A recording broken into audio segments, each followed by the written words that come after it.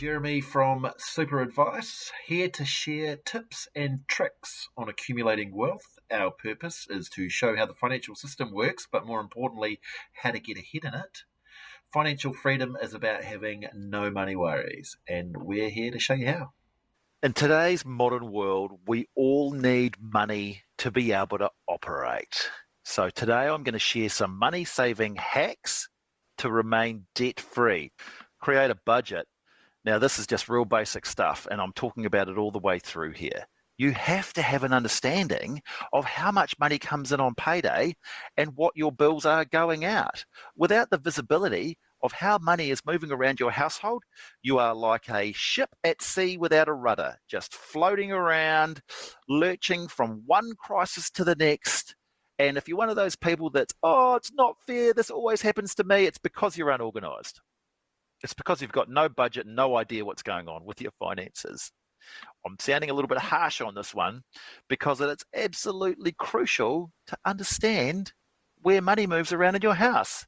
Live a cash-only lifestyle. On payday, because now you're doing a budget and all your bills are automated, everything's going out, you can tell how much you have for discretionary spending. You can tell how much you can carry around until the next payday that is your fun money. It might be money that you use to buy lunch out or all sorts of things. Now, if you go on payday to the ATM, remember all your bills are automated, and you withdraw a fixed amount and you put the cash in 20s or 50s into your wallet, that's it.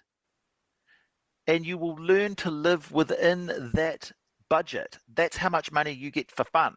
And if it runs out, you have to stop your fun. It's that simple. Invest in passive income streams. Now, this is a bit further down the track. If you're someone that's beginning on this journey, we want you to create a budget. We want you to automate your bills. We want you to carry cash only. All these things will help you live within your means. And hopefully you have extra money.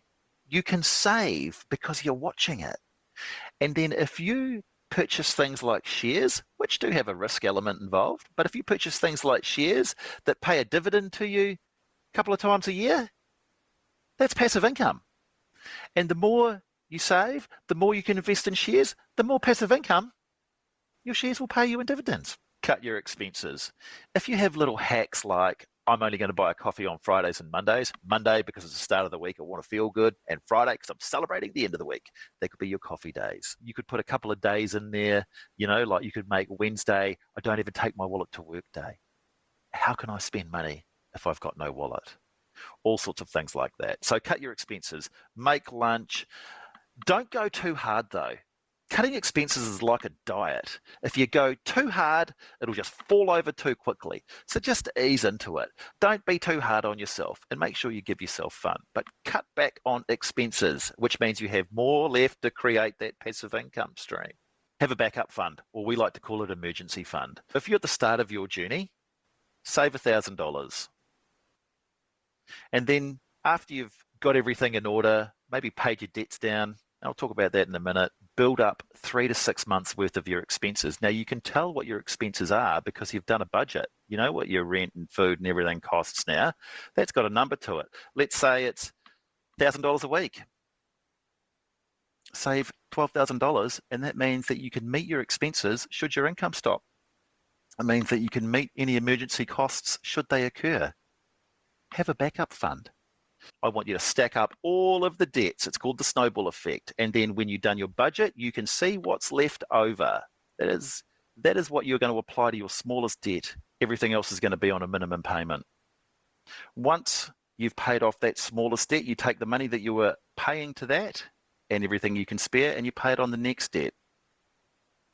And then you do the same on the next debt and you do the same on the next debt. And that's called the snowball technique, and it works.